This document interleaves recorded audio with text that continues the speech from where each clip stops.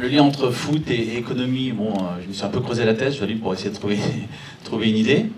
Bon, peut-être c'est la diversité des opinions. C'est vrai que si on interroge les supporters après un match de foot, j'imagine chaque supporter a son approche, son commentaire, son analyse. Alors, en économie, c'est un peu pareil. Hein. Vous avez 10 économistes, vous avez 10 avis différents. Donc cette diversité, c'est une richesse. Hein. C'est aussi lié au fait qu'on parle de comportement humain. Et fort heureusement, le comportement humain, c'est pas mécanique. Alors donc, on a prévu aujourd'hui de parler des crises économiques, mais en fait, les crises économiques, c'est un prétexte. C'est un prétexte pour essayer de mieux comprendre les mécanismes économiques. Alors c'est peut-être un peu gênant de dire ça, mais pour les conférenciers, les crises, c'est une aubaine, hein, parce que c'est l'occasion justement de mieux voir comment ça se passe, hein, de soulever un peu le moteur, le capot, voir le moteur, comment il fonctionne, et donc d'expliquer les mécanismes. Donc c'est ça l'approche hein, que je vais essayer d'avoir pendant une petite heure. C'est profiter, entre guillemets, de ces crises dont on serait bien passé, naturellement. Hein. Le Covid comme la guerre en Ukraine, deux crises récentes. Et ces crises pour mieux comprendre les mécanismes économiques. Voilà, c'est ça l'idée. Alors je vais commencer par une question qui peut paraître un peu incongrue. En 2020, donc 2020, la grande année du Covid, hein, tout le monde se souvient de ce qu'on faisait en 2020, est-ce que parmi vous, quelqu'un ou dans votre famille a acheté une machine à coudre? Alors juste levez la main, je ne vous interrogerai pas sur savoir ce que vous en avez fait, hein, rassurez-vous. C'est juste l'achat d'une machine à coudre. Est-ce que quelqu'un a acheté une machine à coudre? Bon, ça commence on est à Lyon, c'est trop bobo. Tu devrais poser la question sur les machines à pain. Ah, si, regarde, j'ai quelqu'un. Tu devrais poser la question sur les machines à pain. À mon avis, c'est encore plus. Alors pourquoi je pose cette question? Parce qu'en 2020, donc on a vendu en France 300 000 machines à coudre. 300 000, ça veut dire un ménage sur 100 a acheté une machine à coudre. Et vous voyez, je ne sais pas combien vous êtes pas loin de 100, donc statistiquement, c'est pas aberrant qu'en effet, mademoiselle ait levé la main, hein, pour me donner raison, merci. Alors, c'est pas uniquement anecdotique, cet achat machine à coudre, parce que ça témoigne de ce qu'on appelle l'économie circulaire, sur le fait qu'on aime bien rapprocher la production de la consommation, et une des conséquences de cette crise du Covid, c'est notamment d'avoir accéléré, c'est vrai, l'économie circulaire, comme la cuisine, comme le jardinage, comme la couture, hein, le fait, pour s'occuper aussi, de rapprocher donc la production de la consommation. Alors il y a plein d'autres conséquences, bien sûr, on va les voir de cette crise du Covid et de la crise en Ukraine. Une conséquence plus anecdotique de la crise du Covid, c'est aussi le développement du Botox. Alors le Botox, vous savez, c'est le truc pour gonfler un peu, là, enlever les rides. Hein. Vous êtes tous jeunes et beaux, donc vous n'êtes pas concernés par le Botox, bien sûr, mais... Alors, est-ce qu'il y en a qui savent, qui devinent ou imaginent pourquoi la crise du Covid a accéléré l'utilisation du Botox, a favorisé, disons? Ouais, donc il y a du vécu, là, j'entends, là, ouais. La vidéo, bravo, merci. La vidéo, oui, pourquoi la vidéo? Parce qu'en effet, on a fait beaucoup de vidéos, hein, des réunions en vidéo, en visio, parce qu'on ne veut pas se rencontrer. Et bon, bah, on l'a tous expérimenté, hein, quand on est en visio avec la caméra en gros plan, bah, c'est pas très flatteur, hein, enfin, pour moi en tout cas. C'est pas très flatteur, et donc tout le monde se rend compte que oui, tout compte fait, on a pris quelques rides et qu'un petit coup de Botox, peut-être, hein, c'est pas du tout une pub que je fais pour le Botox, serait utile. Donc voilà, c'est une conséquence un peu anecdotique de la crise du Covid. Alors, je vais vous poser de temps en temps des questions, hein, il y aura des quiz, et pour vous inciter à participer, j'ai ramené un petit cadeau, que je vais vous montrer, qui sera donc donné à celle ou celui qui aura le plus participé. Hein, je compte sur Romain pour faire le tri, noter et tout. Alors, à votre avis, c'est quoi? Je suis pas une main très innocente. À votre avis, c'est quoi ce cadeau? Alors, je vais m'approcher du premier rang quand même pour... C'est pas une boîte à... Non, c'est pas une boîte à main... Non, c'est pas du sel.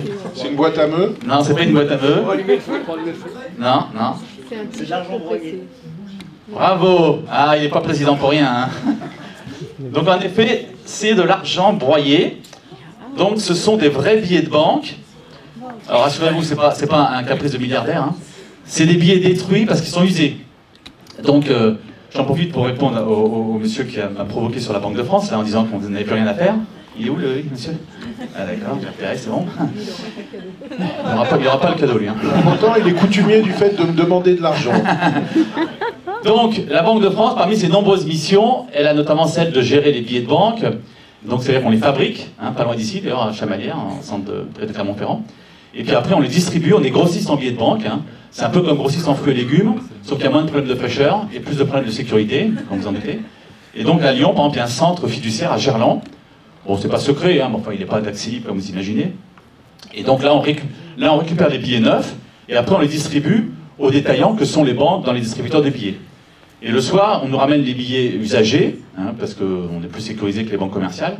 Et donc, on a des grosses machines qui font la taille de la pièce, qui trient les billets. Donc, on met le billet dans la machine, et quand la machine estime que le billet est usé, qu'il est un peu abîmé, qu'il est usé, elle le détruit. C'est beau la machine, ça? Elle le détruit, elle le compacte, et elle fait, alors selon les cas, soit des rondins comme ça, soit des briquettes. Bon, ça, pour être tout à fait honnête, les briquettes, c'est à Lyon, et ça c'est à Reims, parce que j'étais en poste à Reims, et voilà, ils font des rondins, c'est moins encombrant que les briquettes, voilà. Donc ça, c'est un petit bloc, alors c'est très dense, hein.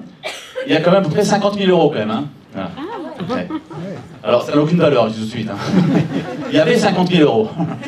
Alors, je vais le faire circuler quand même, pour vous donner envie, parce que c'est amusant, c'est lourd. Mais je le récupère à la fin pour le donner, hein. Alors, je vais l'envoyer à un courageux qui l'attrape, hop. Merci. Voilà. Vous en faites quoi à la fin? Alors à la fin, c'est un déchet industriel. C'est un déchet industriel, donc ça tombe dans des poubelles. Et en fait, je vais faire les poubelles pour mes conférences, si vous voulez. Voilà, chacun son truc. Alors je fais les poubelles de la Banque de France uniquement, hein. Après, faut faire attention parce que vous avez des grosses briquettes, vous voyez. Et une fois, j'ai failli me faire assommer par une briquette de billets de 500 euros. Bon, j'ai quand même des briquettes de 1000 billets, ça fait quand même 500 000 euros. Mais enfin bon, assommé par 500 000 euros, c'est bon. C'est pas un fantasme non plus, hein. Alors, donc on va parler, je le disais, des crises. Bon, je n'ai pas trop le temps de parler de la Banque de France, mais éventuellement j'y reviendrai quand même pour expliquer toutes les missions que fait la Banque de France. Mais je ne vais pas trop m'égarer, sinon je ne vais pas tenir le timing. Bah, dans les questions, si tu veux. Oui, dans les questions.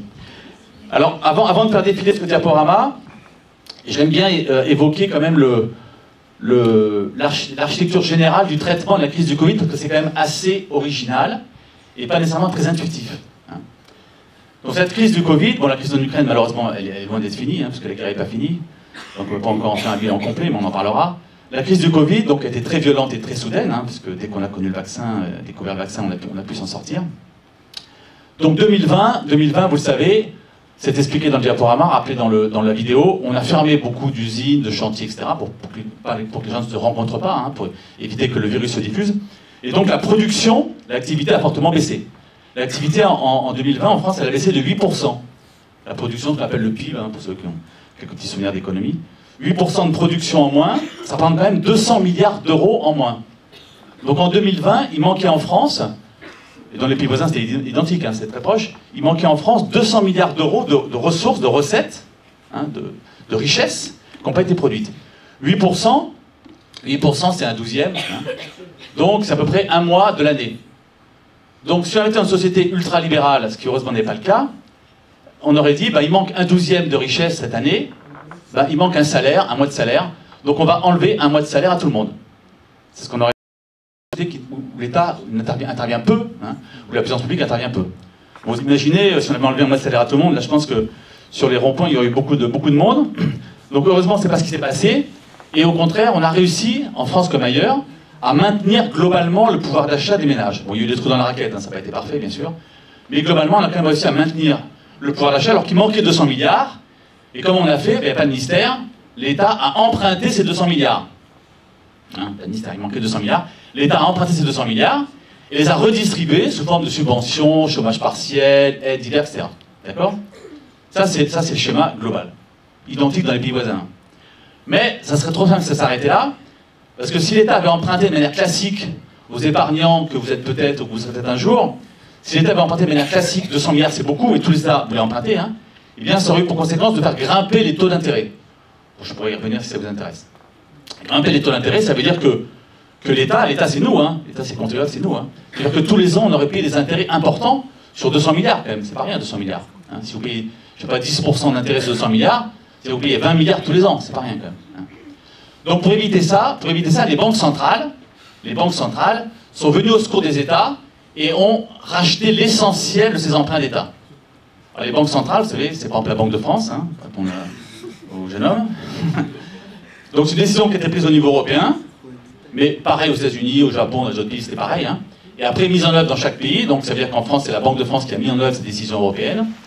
Et donc concrètement, c'est la Banque de France qui a, on peut dire, je simplifie un peu, hein, prêter l'essentiel de ces 200 milliards à l'État. Voilà. Donc merci pas, on le fait volontiers, c'est notre nature. Alors, pourquoi c'est intéressant que ce soit la Banque centrale qui ait prêté ces 200 milliards? Parce que la Banque centrale, elle a prêté cet argent à l'État à 0%. À 0%, Alors, petite question, d'où viennent ces 200 milliards que la Banque de France a prêté dans sa grande générosité à l'État, à votre avis? C'est réserve? Non. Ah, La planche à billets? alors, oui, enfin, la création. Hein. Planche à billets, c'est un peu ambigu, mais disons c'est ça. L'idée, c'est la création monétaire. Parce qu'aujourd'hui, la monnaie, vous savez, les billets, c'est une petite partie de la monnaie. Hein. C'est que 10% de la monnaie. Hein. L'essentiel de la monnaie, ce que vous avez sur votre compte en banque, c'est ce qu'on appelle la monnaie scripturale. Hein. Les billets, c'est 10%. Bref. Donc, en effet, les banques centrales ont ce pouvoir de création monétaire. Hein, c'est un jeu d'écriture. Donc, l'État, il a un compte à la Banque de France, hein, comme tous les États ont un compte de leur banque centrale. Et donc, voilà, la Banque de France a racheté donc l'essentiel des 200 milliards d'emprunts émis par l'État. Et l'avantage, donc, c'est qu'en effet, elle lui a prêté à 0%. D'accord? Et après, l'État a distribué cet argent pour soulager la crise. Voilà, bon, on peut s'arrêter là, on peut aller boire un pot, je vous dis. Là tu étais dans le fait que les banques pouvaient créer leur propre argent. Alors, c'est la Banque de France, attention. Non, mais je sais, la Ouais. Banque de France, Ouais. bien sûr, les banques centrales. Ouais. Mais voilà, tu étais parti sur les crises au départ. Ouais. Donc du coup, 200 milliards de moulas en plus, voilà, et ensuite. Alors, donc, évidemment, je pense que quand je raconte ça, ce traitement, vous voyez, il manquait 200 milliards d'euros, la Banque de France crée 200 milliards d'euros, le prête à 0% à l'État, et l'État le redistribue. Je pense que votre réaction, c'est de dire, ça paraît un peu facile. Hein, j'espère que c'est votre réaction. Hein. Oui, je vois, votre regard, un peu sombre, mais c'est un peu facile. C'est-à-dire, si à chaque fois qu'il y a un problème, pas bien à 30 ans, malheureusement, hein, même s'il n'y a pas des crises aussi violentes chaque fois, régulièrement, s'il suffisait comme ça de demander à la banque centrale, créer de l'argent et passer prêter-le à 0% à l'État, ça se saurait quand même. Alors cette solution, ce traitement assez original quand même, un peu historique quand même, hein, qui n'est pas propre à la France, hein, j'insiste, hein, et assez consensuel, ce qui est rare. Hein. Tout à l'heure j'évoquais au début le fait que 10 économistes avaient 10 avis différents, ce qui est vrai. Là pour une fois il n'y a pas eu trop de critiques, hein, c'est rare, notamment en France. Hein. Donc tout le monde a dit oui, à part quelques rares voix, bon ben oui c'est pas idiot comme solution, en tout cas c'est un moindre mal. Alors, le problème avec cette création, c'est quoi du coup? Voilà, mais c'est pas sans inconvénient, bien sûr. Merci Romain. C'est pas sans inconvénient. Et deux inconvénients, et après on va démarrer le diaporama, ça c'est le teasing, hein. Les deux inconvénients assez logiques, enfin assez logiques oui. Le premier, c'est que c'est un prêt, c'est-à-dire qu'il faut rembourser ces 200 milliards. Donc en général à 10 ans, donc 10 ans ça fait 2030, hein. Donc il faudra rembourser 200 milliards en 2030, on en reparlera, donc c'est important quand même, c'est pas rien. Et le deuxième inconvénient, c'est qu'on a créé beaucoup d'argent, beaucoup de monnaie, et je pense que peut-être vous souvenir d'économie vous aide. Donc quand on crée beaucoup de monnaie, quel est le risque? C'est l'inflation. Eh oui, c'est l'inflation. Hein, pour une raison simple hein, que je rappelle, la monnaie ça sert à quoi? La monnaie ça sert à acheter des biens et des services, un peu à épargner, mais surtout à acheter des biens et des services, d'accord? Donc ce qu'il faut, c'est que le stock de monnaie, vous voyez, qui est là, ce côté-là, le stock de monnaie il est là. Et là vous avez le stock de biens et services, la production. Il faut que les deux augmentent à peu près pareil. Puisque la monnaie sert à acheter des biens et services. Si vous augmentez beaucoup le stock de monnaie, ce qu'on a fait en 2020, vous l'augmentez de 20%. Et par contre, en face, il n'y a pas plus de choses à acheter. Au contraire, la production, elle a chuté de 20%. Elle a chuté de 8%, pardon. 8%. Pas trop de chiffres encore, ça va? Non. Donc vous augmentez le stock de monnaie de 20%, et ce que vous pouvez acheter avec, ça a baissé au contraire. Le risque, c'est qu'en effet, les vendeurs, ils en profitent pour augmenter leur prix. Donc ce traitement a contribué un peu, hein, à l'inflation qu'on a connue après. Alors il y a eu d'autres causes de l'inflation, la guerre en Ukraine, etc. Il y a eu d'autres causes, on va en dire un mot. Mais c'est vrai que ça a quand même aussi comme inconvénient un peu la voracité des supermarchés aussi. Alors, voilà, donc ça c'est l'introduction, si je puis dire. Et donc voilà ce qu'on vous propose, d'évoquer les impacts, les réactions, les défis.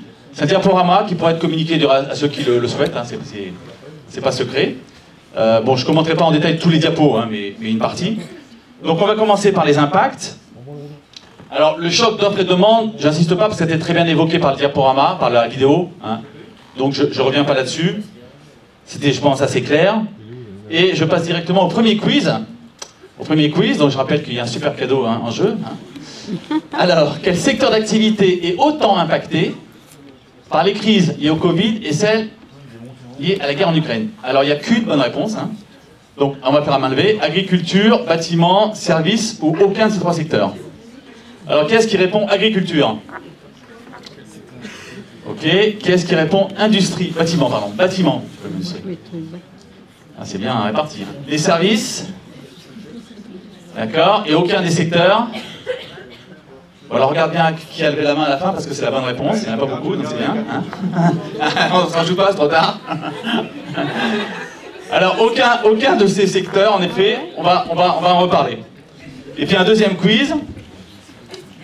Un deuxième quiz sur l'impact des prix, sur le lien avec les prix. Hein, toujours la même idée, c'est d'expliquer les mécanismes à l'aune de ces crises. Donc là aussi, une seule bonne réponse. Hein. Vous avez une chance sur 3, là, c'est plus facile. En 2020, le Covid a engendré une hausse des prix. En 2022, la guerre en Ukraine a engendré une hausse des prix. Et en 2023, la hausse des taux d'intérêt a engendré une hausse des prix.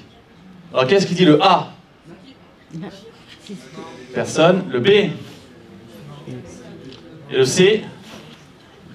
C'est le B. Bravo, il y a beaucoup de bonnes réponses. Bravo. Alors, on va y revenir. Alors, sur les secteurs d'activité, on pourrait dire de manière un peu cynique que chacun son tour, et qu'heureusement, ce n'est pas les mêmes secteurs qui ont été affectés par ces deux crises qui sont succédées rapidement quand même, celle du Covid et celle de l'Ukraine, la guerre en Ukraine. Donc c'est vrai que la crise du Covid, vous savez, il fallait que les gens arrêtent de se rencontrer. Donc on a fermé le maximum d'activités, hein, on s'est cloisonné, on s'est confiné. Mais il n'y a qu'un truc qu'on ne peut pas ne pas faire, c'est manger. Hein. Vous pouvez vous balader tout nu dans la forêt, enfin, cette saison c'est un peu difficile, mais par contre ne pas manger c'est impossible. Et en effet, l'agriculture a été un secteur qui a plutôt été favorisé par la crise du Covid, hein, tant mieux pour les agriculteurs ou pour les vendeurs de biens alimentaires. Inversement, le Covid, il ne fallait pas donc que les gens se voient, et donc tout ce qui est service, qui par définition crée du relationnel, a été très très très fortement impacté. Et puis au milieu, industrie et bâtiment, construction, entre les deux. Hein, entre les deux. Mais au début c'était quand même compliqué. Moi je me souviens, donc, bon j'ai pas le temps de me présenter, mais j'étais pendant 20 ans directeur à la Banque de France, j'ai tourné un peu dans toute la France, et au moment du Covid j'étais directeur à Reims, au pays du Champagne. Il n'y a pas des gens du pays du Champagne là, non? Non, non. Bon, alors, je n'ai pas amené mon sabre et ni la bouteille, donc je ne pourrais pas faire démonstration de sabrage de champagne. Mais ça, une autre fois avec plaisir. Non, mais tu peux amener un côte-rôti, c'est pas loin d'ici. Mais ça se sabre pas, ça va pas. Donc, je me souviens, donc, quand j'étais à Reims au moment du Covid, avril 2020, démarrage, vous savez, du confinement, et on a, à la Banque de France, des informateurs. Ça aussi, c'est une mission qu'on fait à la Banque de France, c'est qu'on interroge les entreprises pour suivre la conjoncture. Et donc, j'ai interrogé une entreprise du bâtiment, début avril 2020, l'entreprise du bâtiment, 200 personnes, une belle PME. Le patron était tétanisé parce qu'il ne savait pas ce qu'il devait faire. Non seulement il avait arrêté tous ses chantiers, mais surtout il n'avait aucune perspective. Est-ce qu'il allait pouvoir redémarrer dans une semaine, dans 15 jours, dans un mois? Donc au début ça a été très compliqué pour les secteurs de l'industrie et de la construction qui ont dû tout arrêter, quoi. Mais rapidement ils ont pris des mesures de précaution, ils ont réussi à reprendre l'activité assez rapidement.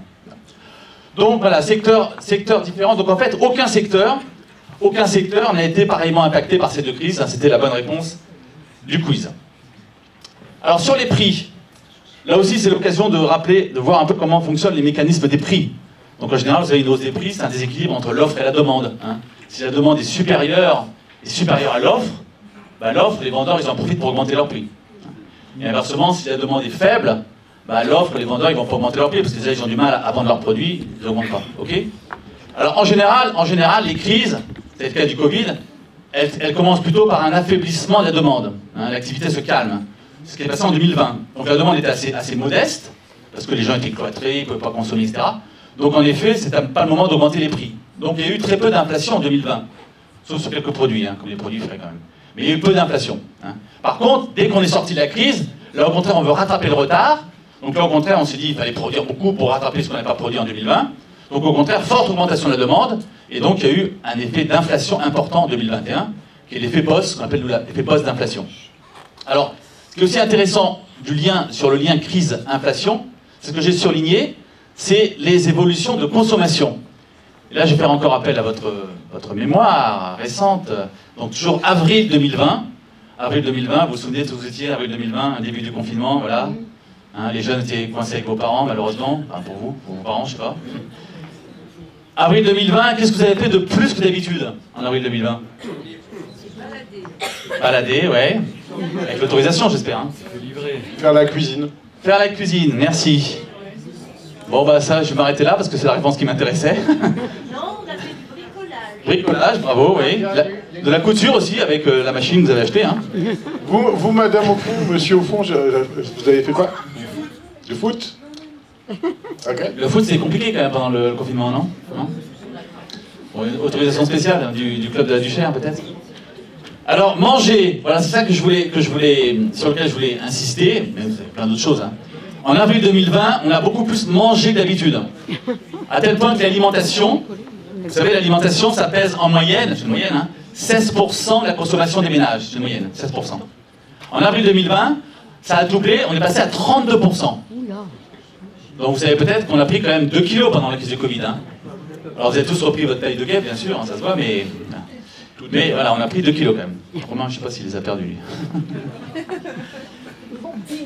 Je plaisante. Alors, donc l'alimentation a bondi hein, dans son poids dans la consommation des ménages. Évidemment, on ne savait pas ça au début quand on a fait les relevés de prix. Parce que vous savez peut-être que l'indice des prix, d'où il vient l'indice des prix, il ne tombe pas du ciel, hein, ce sont plusieurs centaines de milliers de relevés de prix, centaines de milliers de relevés de prix tous les mois qui sont faits par l'INSEE, de manière en partie automatique bien sûr, et on les pondère bien sûr du poids dans la consommation, et on calcule avec ça l'indice des prix, d'accord? En avril 2020, on ne savait pas qu'on avait mangé 2 fois plus que d'habitude, enfin que la part de l'alimentation avait doublé dans la consommation des ménages. Donc on s'est planté en avril dans le calcul de l'indice des prix. Bon, c'est pas très grave, on a réajusté après, et on a rajouté 0,2%.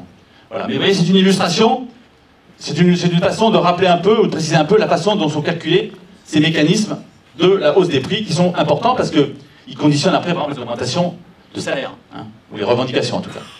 On a une question. Ouais. Une chose, parler que on a mangé 2 fois plus, ok, d'accord, mais est-ce que vous tenez compte dans le même temps que toutes les cantines et tout ça c'était fermé? Alors, vous avez raison, c'est la part de la consommation alimentaire dans le budget des ménages, et en effet, les cantines, c'est restauration. C'est restauration, donc c'est un autre poste. C'est un autre poste. C'était fermé. Oui, c'est vrai, c'est une des raisons. C'est une des raisons, c'est sûr, c'est une des raisons. Mais donc après, on pondère par exemple le prix des cantines dans l'indice des prix, mais en effet, là, le poids des cantines, j'imagine dans la consommation, je sais pas le chiffre, mais la consommation des ménages en avril a été très faible, bien sûr, c'était fermé. Donc c'est vrai, c'est une des raisons, les restaurants étaient fermés, c'est une des raisons pour lesquelles on était la consommation alimentaire achetée directement par les ménages, c'est ça dont je parlais, a fortement augmenté, tout à fait. Alors, et une caractéristique importante de la crise liée au Covid, c'est quand même son caractère extrêmement violent. Elle est en rouge là. Donc là, c'est l'année avant la crise, 2019, donc 2020. Et on a comparé donc la crise du Covid, en rouge, la crise financière 10 ans plus tôt, 2008, et puis la crise de 1929. Bon, vous étiez jeune à l'époque, mais vous avez peut-être des souvenirs de vos livres d'histoire, hein, qui était évidemment une crise importante. Vous voyez que sur une seule année, la crise du Covid est beaucoup plus violente même que la crise de 1929. Alors la crise de 1929, elle a duré plus longtemps. Mais la crise du Covid, elle est d'une violence sur un an exceptionnelle, rien à voir avec les autres crises. Et le rebond est tout aussi spectaculaire, puisque j'ai dit, dès qu'on a trouvé le vaccin, bien sûr, on a pu sortir de la crise. Alors 1929, donc comme elle a duré plus longtemps, au total, évidemment, elle était plus violente. Et surtout, la grosse différence, 1929, c'est le traitement de la crise. C'est qu'à l'époque, nous étions une société justement ultra-libérale, hein, le terme n'est pas aberrant. Autrement dit, on intervenait peu. Donc on laissait les gens, on a laissé les banques faire faillite, en disant voilà, les banques font faillite, bon bah tant pis, elles n'avaient qu'à pas faire de bêtises. Le problème c'est que quand on laisse une banque faire faillite, c'est pas le patron de la banque qu'on gêne. Un patron de la banque, avec ses gros cigares et sa limousine, il trouvera du boulot, il n'y a pas de problème. Mais on met dans la difficulté les millions de gens qui ont des dépôts dans la banque. Donc une banque fait faillite, c'est des millions de déposants qui sont ruinés. Et c'est bien pour ça qu'on avait tiré les leçons de la crise de 29. On sauve les banques, on ne sauve pas les banques hein, pour son dirigeant, on sauve les banques pour les millions de déposants, et c'est ce qu'on a fait, dans les crises successives en général. Alors, là je suis allé trop vite. Hein.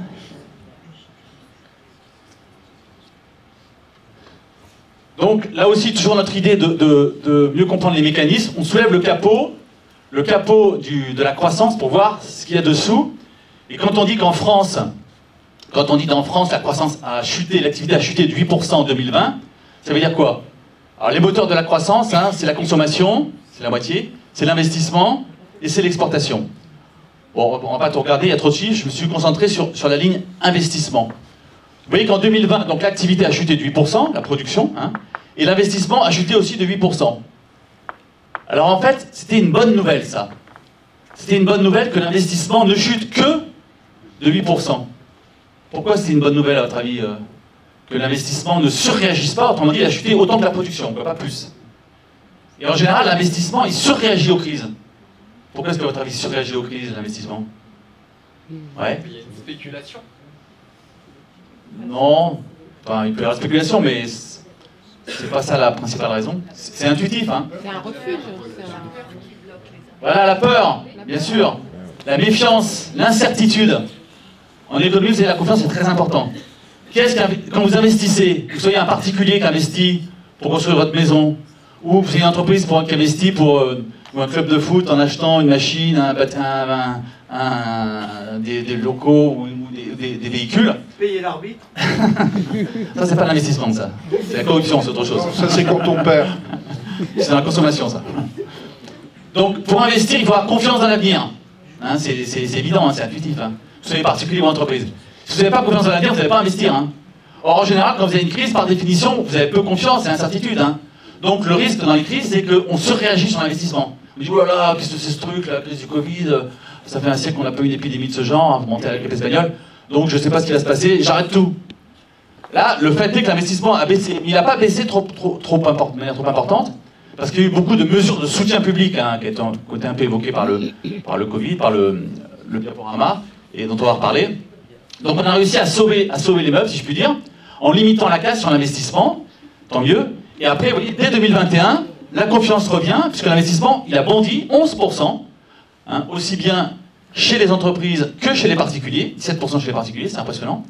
Donc rapidement, les gens ont retrouvé confiance. Ils sont partis vers des projets. Voilà, il faut avoir confiance si vous voulez avoir des projets et investir. Malheureusement, la seconde crise de l'Ukraine, vous voyez que c'est beaucoup moins bien. Et là, on a un investissement qui est quasiment à zéro. Donc on voit que la confiance est plus ébranlée, hein, alors que la crise économique est moins forte. Mais c'est vrai que c'est la deuxième. Et puis, par contre, l'incertitude de la fin, bon là, c'est pas clair, malheureusement. Hein. Donc on voit que là, l'investissement pâtit plus de la seconde crise, la crise liée au Covid, la crise liée à l'Ukraine, pardon, parce qu'il y a plus d'incertitudes sur les perspectives. Alors au niveau mondial, c'est comme la France. Vous voyez la chute, 2,7% de chute. Ça aussi, c'est extrêmement violent. Depuis la Seconde Guerre mondiale, il y a une année simplement en 2009 où l'activité mondiale, la production mondiale avait légèrement baissé. C'est marqué en bas à gauche. Ça avait baissé de 0,6%. Oui, mais c'était bon, quasiment stable, quoi. Là, on a baissé carrément de 2,7%, donc évidemment, c'est très important. C'est comme en France, hein, très violent. Alors, un mot sur les économies émergentes, qui malheureusement, donc les pays du tiers-monde, qui malheureusement ont souffert encore plus que les autres, pour un certain nombre de raisons, notamment leur dépendance au prix des matières premières agricoles, par exemple. Alors, je ne vais pas parler de tout, mais je vais dire un petit mot du tourisme international. Le tourisme international, pour beaucoup de pays en développement, c'est très important, c'est parfois jusqu'à 20% de leur activité, 20% de leurs emplois. Or, le tourisme international, en 2020, vous vous souvenez, Covid, c'est complètement arrêté. Hein. Le tourisme local a continué. Hein. Bon, moi, j'aime bien me balader un peu à l'étranger. En 2020, je fais comme tout le monde, je me suis baladé en France. Bon, plus mal non plus, hein, ça change. Alors, ce qui était intéressant en 2020, c'est de voir le regain du commerce, le regain du tourisme international. Et là, je vais vous faire part d'une petite confidence sur ma vie personnelle. Non, et ma femme qui est dans la salle, faites attention à ce que je dis. Mais... Donc, voilà, j'ai une petite phobie, c'est une petite obsession qui traverse, c'est le côté collectionneur. Voilà, je collectionne. Je collectionne les hippopotames, ça n'a rien à voir avec le sujet, donc je vous rassure. Mais je collectionne aussi, et ça a un rapport avec le sujet, les magazines numéro 1. Alors, les magazines numéro 1, ça veut dire quoi? Ça veut dire que chaque fois que j'arrive dans une ville, bon, avec mon boulot, j'ai déménagé 10 fois quand même, hein, donc j'ai beaucoup bougé. Et chaque fois que j'arrive dans une nouvelle ville, donc je suis revenu à Lyon il y a 2 ans, après avoir vécu il y a longtemps, bref, donc je trouve une gentille maison de la presse qui me met de côté tous les magazines numéro 1. Et toutes les semaines, je passe et j'achète les magazines numéro 1. Vous savez peut-être qu'en France, il y a un nouveau magazine par semaine, en moyenne, un nouveau magazine. Parfois, il n'y a pas de numéro 2. Hein. Ouais. Alors, vous dites, mais pourquoi il se plaît le magazine numéro 1? Vraiment, il n'est pas très clair, ce conférencier. Eh bien, si, c'est très intéressant, les magazines numéro 1. Très intéressant parce que c'est un prisme de la société et de ses mutations. Et là, donc le rapport avec le sujet quand même, je reviens, c'est que à l'automne 2020, qu'est-ce que j'ai vu sur mon marchand de journaux préféré? Pas mal de magazines numéro 1 sur le tourisme. Et notamment en 6 mois, 3 magazines numéro 1, 3 sur les vannes. Vous voyez les vannes, c'est les vannes, hein? 3 magazines numéro 1 sur les vannes. Bon, je ne pense pas qu'ils aient tous survécu. Hein. Et ça, c'est typiquement, vous voyez, le tourisme un peu safe, vous êtes isolé dans le coin, pas trop de contact, pas trop relationnel pour éviter les microbes. Alors, vous voyez, en fait, c'est un indicateur avancé de la conjoncture, de l'activité, hein, les magazines numéro 1. Et grâce à ces magazines numéro 1, donc j'ai pu, en avant-première, si je puis dire, prévoir et me rendre compte qu'il y avait un retour du tourisme international. Et qu'en effet bien reparti, même s'il pose aussi parfois des problèmes. Il y a l'environnement, hein, donc ça veut pas dire que tout est nickel en matière de tourisme international. Alors, allez, un petit quiz sur l'emploi. Sur l'emploi. Donc le lien, là aussi, pour rappeler un peu, préciser un peu les mécanismes de l'emploi, qui ne sont pas toujours nécessairement très intuitifs. Donc en 2020, le Covid a engendré une hausse du chômage entre le début et la fin de l'année. Plus d'1 million d'emplois nets ont été créés depuis fin 2019, donc c'est avant le Covid. Et la population active s'est accrue de plus d'1 million d'emplois depuis fin 2019. Alors je précise, la population active, c'est quoi? C'est la population qui souhaite travailler. Donc au sein de cette population active, il y a évidemment, la plupart, ils ont un boulot, et puis il y a les demandeurs d'emploi. La population active, c'est ça, hein, c'est ceux qui ont un travail, plus les demandeurs d'emploi. D'accord? Alors, il y a une bonne réponse. Hein. Non, pardon, il y a plusieurs bonnes réponses. Plusieurs bonnes réponses. Donc vous avez le droit, même le devoir, de lever la main plusieurs fois. Alors, qui est-ce qui répond le A?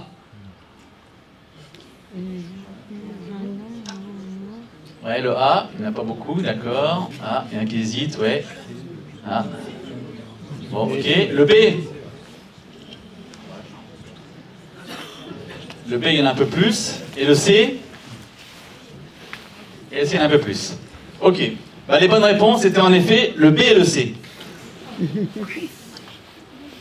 Alors, c'est l'occasion de rappeler justement le lien entre emploi et chômage. Il y a un lien, bien évidemment. Mais ce lien n'est pas automatique parce qu'entre les deux, il y a la fameuse population active. Et c'est intéressant de voir qu'en période de crise, la population active, elle évolue beaucoup. Beaucoup. Alors, vous voyez, en 2020, année de la crise, on a perdu 200 000 emplois en France. 200 000 emplois, c'est évidemment 200 000 emplois de trop.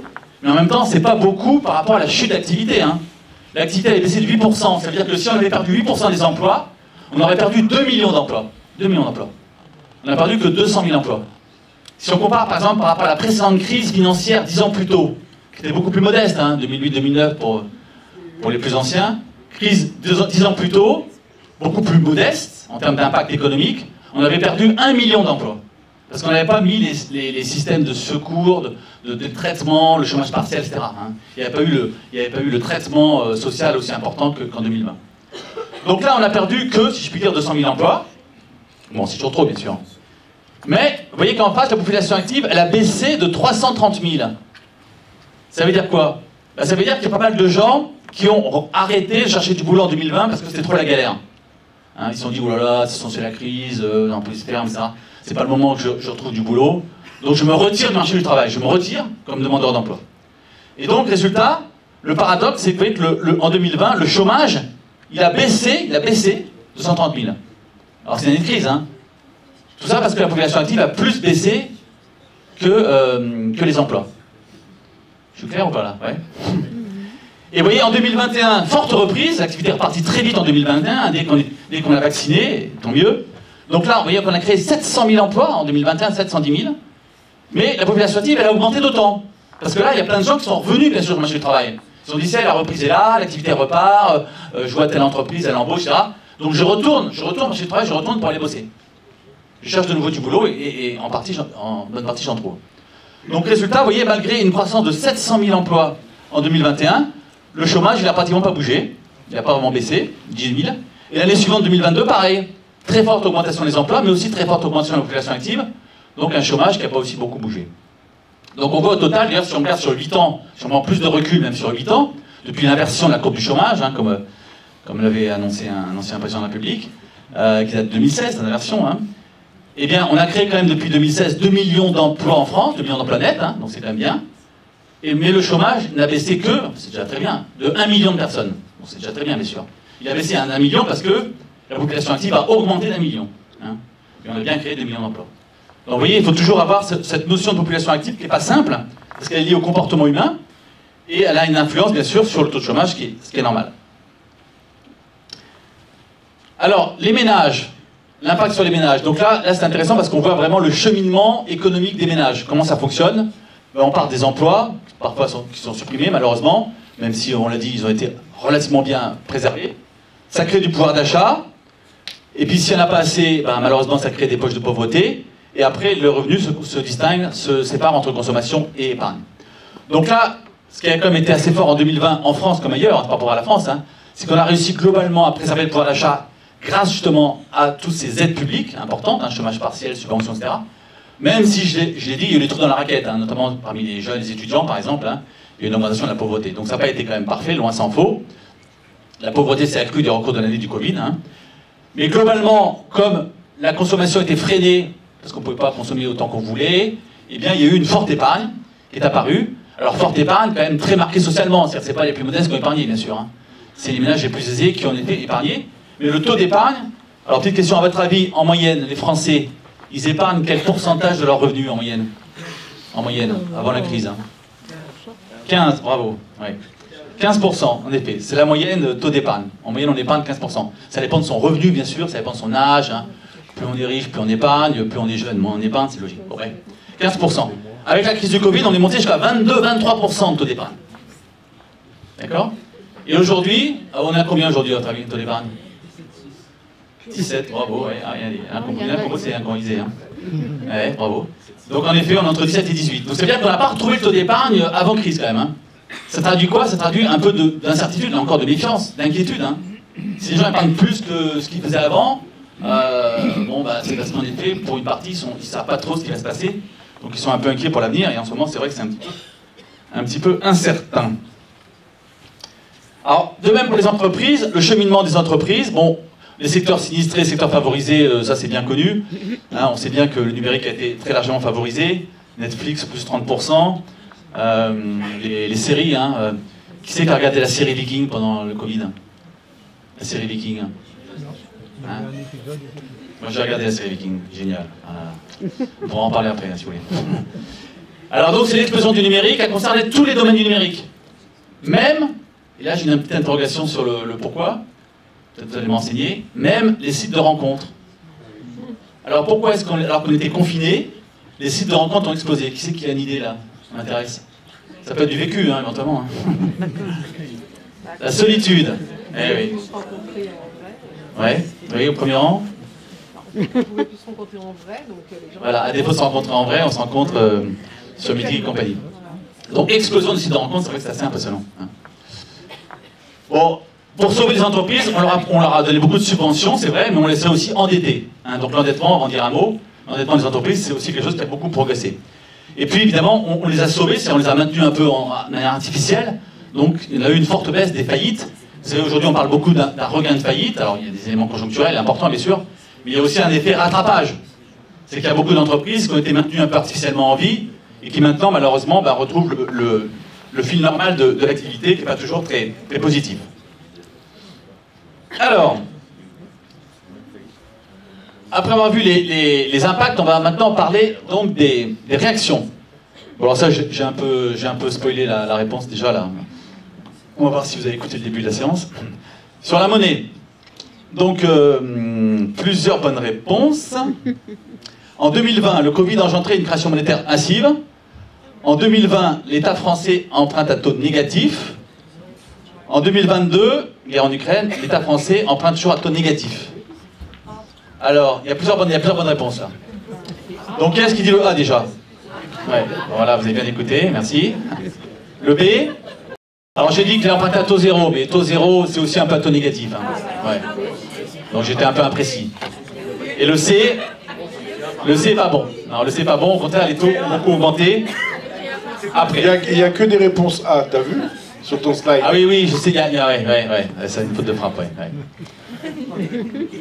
C'est Romain qui m'a pressé hier pour faire le diaporama, et voilà, j'ai pas fait attention. Alors, les États. Donc les États, évidemment, en période de crise, ils ont un rôle très important, parce que c'est eux qui ont la capacité de s'endetter pour sauver, hein, pour sauvegarder, pour préserver les entreprises et les ménages. Et là aussi, on a, avec les crises, on a la panoplie, je pense, assez complète, enfin on pourra toujours trouver d'autres choses, mais la panoplie assez complète, tout ce que peut faire l'État, les pouvoirs publics, hein, pour aider les acteurs économiques, les entreprises, les ménages quand il y a des problèmes. Donc subventions des salaires, allocations sociales, bouclier tarifaire, vous savez, pour bloquer les prix. Pour les entreprises, subventions, garantie de l'État pour les prêts bancaires, report d'impôts. Donc tout ça, bien sûr, sont des dépenses qui ont logiquement fortement augmenté le déficit, bien sûr. Hein, déficit public très important en 2020, comme partout. Alors, notez quand même une chose intéressante là aussi, c'est que dans l'augmentation du déficit public en 2020, la moitié est due à la hausse des dépenses, ok, tout ça là, mais la moitié est due à la baisse des recettes. Parce qu'automatiquement, en période de crise, les impôts ils baissent. Évidemment, moins de consommation, moins de TVA, moins de bénéfices, moins d'impôts sur la société, moins de gens qui roulent, moins de taxes sur les produits pétroliers, etc., quoi. Donc c'est intéressant de voir que la moitié de la hausse du déficit en 2020, c'est la baisse des recettes des impôts. Hein. Et qui est subie, hein, qui n'est pas voulue, c'est pas une baisse décidée, là. C'est une baisse subie du fait de la baisse d'activité. Alors l'Europe a contribué à rajouter une couche pour aider les États. Alors il y a plusieurs dispositions, mais je vais juste évoquer ce point très important qui est historique. C'est un emprunt de 750 milliards d'euros en 2020, qui a été décidé en juillet 2020. Vous vous souvenez peut-être, pour ceux qui ont suivi cette actualité, c'était pas évident. Hein. Au début, la France était un peu seule à proposer cet emprunt. L'Allemagne était contre, puis bon, elle finit par être convaincue, puis après, il a fallu convaincre les 27 pays quand même, 27 pays. Hein. Ce qui fait d'ailleurs que la décision a été prise en juillet 2020, alors que le Covid a commencé, vous savez, en mars. Hein. Donc ça a été un peu long, mais ça a été quand même une décision historique. On dit que l'Europe avance aussi grâce aux crises, c'est un peu triste, mais c'est comme ça. Donc c'est très intéressant. Pourquoi c'est intéressant que l'Europe emprunte aussi? Parce que déjà, les États ont emprunté. Hein. À votre avis, c'est quoi l'avantage de mutualiser nos emprunts par rapport au fait que chaque État emprunte dans son coin? C'est moins cher. Oui, bien sûr, les taux sont moins chers, les conditions sont meilleures. Parce que vous savez, le principe des taux d'intérêt, des conditions de crédit, c'est assez simple. Hein. Plus vous êtes costaud, grand, puissant, plus vous inspirez confiance à ceux qui vous prêtent de l'argent, et plus vous aurez de meilleures conditions. Hein, c'est la règle. Hein. Faut la regretter, mais c'est comme ça. C'est vrai pour les États, c'est vrai pour les entreprises, c'est vrai pour les particuliers. Donc quand l'Europe emprunte, évidemment, elle emprunte aux meilleures conditions en termes de taux d'intérêt que la France ou n'importe quel pays individuellement. Donc c'est intéressant. Ok? Donc ça, c'est quand même une décision historique et on reparle éventuellement de nouveaux emprunts. Enfin, là, il y a des débats assez vifs sur ces sujets. Et en complément, les banques centrales. Les banques centrales. Donc, vous savez, en Europe, on a un système européen de banque centrale. Hein, c'est un système avec la Banque centrale européenne qui est en quelque sorte le capitaine de l'équipe, hein, si on reprend l'image du foot. Voilà, la Banque centrale européenne, c'est le capitaine. Et puis, les joueurs de l'équipe, c'est les différentes banques centrales nationales. La Banque de France, qui fait plein de choses. La Banque d'Allemagne, la Banque d'Italie, etc. D'accord, qui sont les joueurs d'équipe. Il y en a 20. Hein, c'est une équipe à 20. Voilà, il y a 20 pays qui sont dans la zone euro. Donc là aussi, la Banque centrale a agi, puisque c'est elle qui a décidé que c'est les banques centrales qui allaient prêter cet argent à l'État. C'est très important, donc, ça va être cette symbiose entre les États qui ont emprunté et les banques centrales qui ont prêté cet argent. Parce que si les banques centrales n'avaient pas joué le jeu, si elles avaient dit aux États, démerdez-vous, empruntez, les États peuvent toujours emprunter. Ils n'auraient pas emprunté aux mêmes conditions, ils n'auraient pas emprunté à 0%. Hein. Donc là, ça a vraiment été cette union, en quelque sorte, des États et des banques centrales qui a permis d'emprunter pas cher, 0% quand même, et donc après de soulager en distribuant cet argent. L'avantage du système européen de banque centrale, de cette équipe européenne, avec la Banque centrale européenne, capitaine, et les 20 pays, les 20 banques de France, Banque d'Allemagne, etc., l'avantage c'est quoi? C'est qu'ils travaillent à la majorité, contrairement à l'Union européenne qui travaille souvent à l'unanimité, et donc ils prennent des décisions très rapides. En mars 2020, hein, le gouverneur de la Banque de France, c'est comme ça qu'on l'appelle, il nous racontait ça à la réunion de mars 2020, au début de la crise, ils ont mis 3 jours à décider de fournir, vous voyez, quand même des sommes importantes, hein, 1300 milliards aux banques, 1800 milliards aux États, etc. Donc ils ont mis 3 jours pour décider de créer beaucoup d'argent, de distribuer ça aux banques pour qu'elles aident les entreprises et les ménages, et aux États pour qu'ils soulagent les particuliers et les entreprises. C'est l'avantage de travailler à la majorité, hein, qui est le fonctionnement du système européen de banque centrale, qui gère l'euro, et qui est donc évidemment beaucoup plus rapide dans ses décisions. Et en complément, la Banque de France, alors vous voyez, le jeune homme, la Banque de France, le pompier de l'économie, hein. Donc en général, je mets une tenue de pompier, mais là j'ai un peu grossi avec le Covid, donc je rentre plus dans ma tenue. Alors la Banque de France, c'est comme les pompiers ils travaillent encore plus quand il y a le feu. La Banque de France, en période de crise, elle travaille encore plus. Ce qui ne veut pas dire qu'elle fait rien quand il n'y a pas de crise, attention. Contrairement à ce qui a été évoqué tout à l'heure. Et en période de crise, vous voyez, j'ai listé quatre types d'aides. Je ne vais pas pouvoir les détailler, mais alimentation en billets, je vais en dire un mot quand même. Soutien aux entreprises en difficulté, au travers de ce qu'on appelle la médiation du crédit. C'est quoi la médiation du crédit? Ça existe encore, ça. Hein. Une entreprise qui n'arrive pas à trouver un crédit, parce que le méchant banquier ne veut pas lui donner un crédit. Je ne sais pas s'il y a des banquiers dans la salle. Eh bien, elle peut venir à la Banque de France, et nous, on joue un rôle de médiateur. On discute avec le banquier qui a refusé le crédit, et une fois sur deux, on trouve une solution, une fois sur deux. C'est un système qui est gratuit hein, sans engagement, sans contrepartie. Il ne faut pas hésiter, si vous connaissez des entreprises qui ont des problèmes de crédit, dites-leur, allez à la Banque de France, ils sont super sympas, et une fois sur deux, ils vont vous aider à trouver un crédit. D'accord? Et ça, c'est un service, évidemment, qui explose pendant les crises. Hors période de crise, bon, ça marche, mais c'est pas non plus très demandé, heureusement. Hein. Ménages surendettés, c'est aussi une activité importante de la Banque de France, hein, évidemment, qui a continué pendant la crise. Et puis la conjoncture. Alors un mot sur les billets de banque, parce que ça aussi c'est un point dont on ne se rend pas toujours compte. Mais vous voyez, je disais que j'étais à Reims donc, au moment de la crise du Covid. Et en mars, donc au début du confinement, je reçois un coup de téléphone du Crédit Agricole. Je ne sais pas s'il y a des gens du Crédit Agricole là, non? Non. Sinon, je vais me dire du bien, ça va. Donc le Crédit Agricole, qui est la principale banque à Reims, dans la Marne. Et le gars me dit, vous savez que le 5 du mois, il y a la distribution des minima sociaux, donc qui concerne les ménages les plus modestes, hein, comme le RSA par exemple. Et donc ces ménages n'ont pas de carte de crédit, de carte bancaire, parce que ça coûte cher, donc ils ont des cartes de retrait. Mais par contre, ils utilisent beaucoup l'argent liquide. Donc ils vont aller dans les distributeurs de billets retirer donc, ces minima sociaux qui sont modestes et qui sont indispensables, sinon ils ne peuvent pas manger. Hein. Donc il m'a dit qu'il faut absolument que les distributeurs de billets soient alimentés. Il ne faut pas que des gens soient malades à cause du Covid, on ne peut pas alimenter le distributeur de billets, il n'y a plus d'argent dans le distributeur. Imaginez avril 2020, si on avait titré, alors, grand titre de TF1 ou d'Antenne 2, il n'y a plus d'argent dans les distributeurs de billets. France 2, Pardon, oui, ça date un peu mes sources. Il n'y a plus d'argent dans les distributeurs de billets. Là, ça aurait été panique dans la panique, quoi, crise dans la crise, quoi. Hein. Donc, évidemment, on s'est débrouillé pour que les distributeurs soient alimentés. Mais c'est là où je me suis rendu compte, j'avoue, d'un phénomène que j'avais mal perçu jusqu'alors, c'est que le billet a aussi une connotation sociale importante. Et c'est pour ça que nous, la Banque de France, on est attaché au billet de banque. Et je peux vous garantir que le billet de banque va demeurer. Voilà, c'est un scoop. Hein. Alors je sais que les jeunes, et en général, ils ont un petit sondage là. Qui est-ce qui sait qu'il y a des billets de banque sur soi là? Je ne vous demande pas combien, hein, juste levez la main là. Bon, donc on voit que les jeunes ne lèvent pas la main, c'est classique. Hein. Quand j'ai un public de jeunes, ils ne connaissent pas les billets de banque. Mais malgré cela, nous on pense que le billet de banque a l'avenir. Évidemment, sa part baisse, c'est sûr, hein, sa part baisse. Mais on pense qu'il y a l'avenir parce qu'il y a toujours des gens qui le souhaitent. Et donc notre job, hein, c'est aussi une émission de la Banque de France, c'est de veiller à ce que les moyens de paiement soient variés et que les citoyens aient le choix. Ceux qui veulent des billets de banque, ils auront toujours des billets de banque. On prépare d'ailleurs un euro numérique, hein, ça c'est un autre sujet, hein, je pourrais revenir sur parler de l'évolution de la monnaie. Donc un euro numérique pour ceux qui veulent, mais là aussi c'est ceux qui ne veulent pas, ils ne le prendront pas. Hein. Donc l'important c'est d'offrir le choix. Alors... L'heure avance, c'est bon, je suis dans les temps. Oui, tout à fait. Ouais. Alors, terminer sur les réactions, les banques commerciales. Donc les banques commerciales, c'est les banques classiques, hein, on est tous un compte commercial, Crédit Agricole, Crédit Mutuel, BNP, etc., bref, LCL.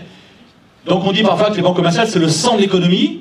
Alors l'image n'est pas faute, hein, ce qui ne veut pas dire que les banquiers sont des vampires, hein, attention, hein, c'est pas ce que j'ai dit. Là, les banques commerciales, autant elles étaient largement responsables de la crise financière 10 ans plus tôt. Hein, la crise 2009, la crise financière, c'était vraiment une crise liée aux excès de la finance, hein, pour reprendre une expression qui avait été employée à juste titre. Là, par contre, évidemment, les banques n'étaient pas responsables de la crise du Covid, et elles ont, comme les autres acteurs, vraiment joué le jeu. Elles ont joué le jeu. Moi, je me souviens, là encore à Reims, on faisait une réunion par semaine, en visio, bien sûr, avec les patrons des banques du département, pour surveiller justement le sauvetage des entreprises, hein, et notamment la distribution de ces fameux prêts garantis par l'État. Et donc, chaque banque me disait où elle en était, la distribution de ces prêts garantis par l'État, et surtout, quel était son taux de refus. Et ceux qui avaient des taux de refus importants, plus de 10%, il fallait qu'ils s'expliquent pourquoi est-ce que vous refusez plus de 10%. Qu'est-ce qu'on peut faire pour réduire ce taux. Donc on a vraiment travaillé en bonne collaboration, les banques commerciales, coordonnées par la Banque de France, la préfecture, les services publics et les services privés. Hein, ça a été aussi vraiment une coopération, je pense, assez exemplaire à cet égard, qui a permis de soulager un peu la crise.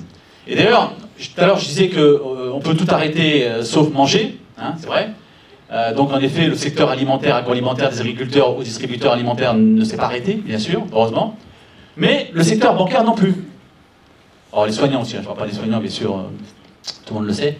Le secteur bancaire non plus ne s'est pas arrêté, heureusement, parce que c'est bien beau de laisser ouverts les magasins pour manger, pour acheter à manger, mais si vous n'avez pas le circuit de financement de billets de banque ou de fonctionnement des cartes bancaires pour pouvoir acheter, bah, c'est pas possible. Hein. Donc en fait, ça aussi, on ne s'en est pas toujours rendu compte, mais le secteur bancaire est resté absolument utile, indispensable hein, au fonctionnement de l'économie. Et en fait, dans une société moderne, hein, où on n'a pas de troc, où on n'a pas son petit jardin potager chez soi, on a besoin de la nourriture et des banques. Je sais que ça agace un peu, parce qu'en général, les banques n'ont pas bonne presse. Hein. Et d'ailleurs, je suis un peu étonné que le soir, vous savez, à 20h, on applaudissait les soignants, mais on aurait dû applaudir les agriculteurs, bien sûr, mais aussi les banquiers. Alors là, je sens un peu des citations dans la salle. Ouais. Ouais, alors là, je risque les goudrons et le plume, là, je vois en disant ça. Là. Non, je plaisantais. Hein. Le jour où on applaudira les banquiers, ça sera vraiment la révolution, là. Bon, je dis ça quand j'ai des banquiers dans la salle, ça leur fait plaisir. Bon, enfin, en tout cas, ils ont joué le jeu comme les autres. Hein. Ils ont joué le jeu comme les fonctionnaires du ministère du Travail, comme les gens dans les magasins alimentaires, etc. Comme tout le monde. Et c'était évidemment nécessaire. Les producteurs d'électricité. Absolument. Ah oui, oui, merci, oui, merci. Romain, c'est pour toi ça. Ouais.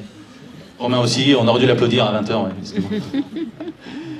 voilà, donc au total, ce qui est impressionnant, c'est l'ampleur des réactions à tous les niveaux face à cette crise du Covid et même de l'Ukraine par rapport aux crises précédentes. Hein. Donc c'est bien, parce que ça a soulagé la crise, ça réduit les effets négatifs, mais ça a une contrepartie, bien sûr, c'est un fort endettement. Hein, et là, on va parler des défis. Le fort endettement, parce que tout ça, c'est quand même beaucoup de l'endettement. Alors, petit quiz, je crois que c'est le dernier quiz. L'endettement des ménages est devenu critique. Alors, oui, ABC, donc oui, c'est A aussi, hein, petite faute de frappe. L'endettement des entreprises est devenu critique, l'endettement de l'État est devenu critique. Alors, il y a plusieurs bonnes réponses, oui, on peut dire. C'est la réponse A, de toute façon. Alors, qu'est-ce qu'il dit les ménages? Les ménages, pas beaucoup de personnes sur les ménages, ok. Les entreprises, un peu plus. Et l'État? Ouais. L'État, bien sûr. Alors, bon, sur les ménages, on ne peut pas dire. On ne peut pas dire qu'il y a eu vraiment d'accélération de l'endettement des ménages. L'endettement des ménages en France est un petit peu élevé par rapport à la moyenne européenne, mais il n'a pas connu vraiment d'accélération avec la crise. Hein. Alors, ça veut dire qu'il n'y en a pas, malheureusement, qui sont endettés, mais ça reste quand même assez marginal. Pour les entreprises, par contre, oui, il y a eu une accélération, une hausse importante de l'endettement des entreprises. Hein.